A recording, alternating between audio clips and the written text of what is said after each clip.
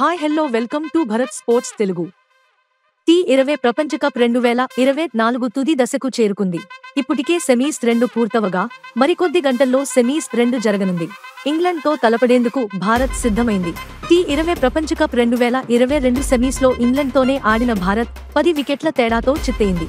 దీంతో టీమిండియాపై ఈసారి తీవ్ర ఒత్తిడి ఉండే అవకాశం ఉంది. అయితే 2022 సెమీస్ లో తాము ఓడించిన భారత జట్టు ఇది కాదని, ప్రస్తుత టీమిండియా అరవీర భయంకరంగా ఉందని ఇంగ్లాండ్ కెప్టెన్ జోస్ బట్లర్ అన్నాడు.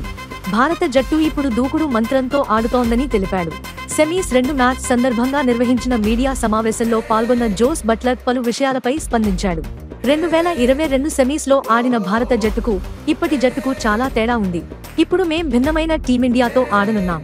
రోహిత్ శర్మ జట్టును నడిపించిన తీరు అద్భుతం. బ్యాటర్ల ఆడే విధానాన్ని చూస్తుంటే స్వేచ్ఛగా ఆడుతూ దూకుడైన ప్రదర్శన చేస్తున్నారు. 2022 టోర్నీ తర్వాత భారత జట్టు పూర్తిగా మారిపోయిందనిపిస్తుంది.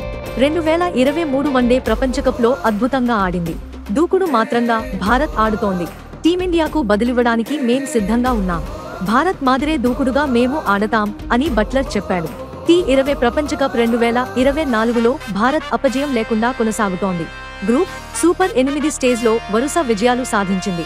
పాకిస్తాన్, ఆస్ట్రేలియా లాంటి పెద్ద జట్లను ఇంటికి పంపిన రోహిత్ సేన 2022 సెమీస్ ప్రతీకారానికి బదులు తీర్చుకోవాలని చూస్తోంది.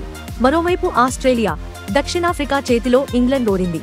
భారత్, ఇంగ్లాండ్ తలపడిన గత 6 మ్యాచ్ల్లో 4 భారత్ విజయం సాధించింది. ఇలాంటి స్పోర్ట్స్ అప్డేట్స్ కోసం like, share and subscribe to Bharat sports Telugu.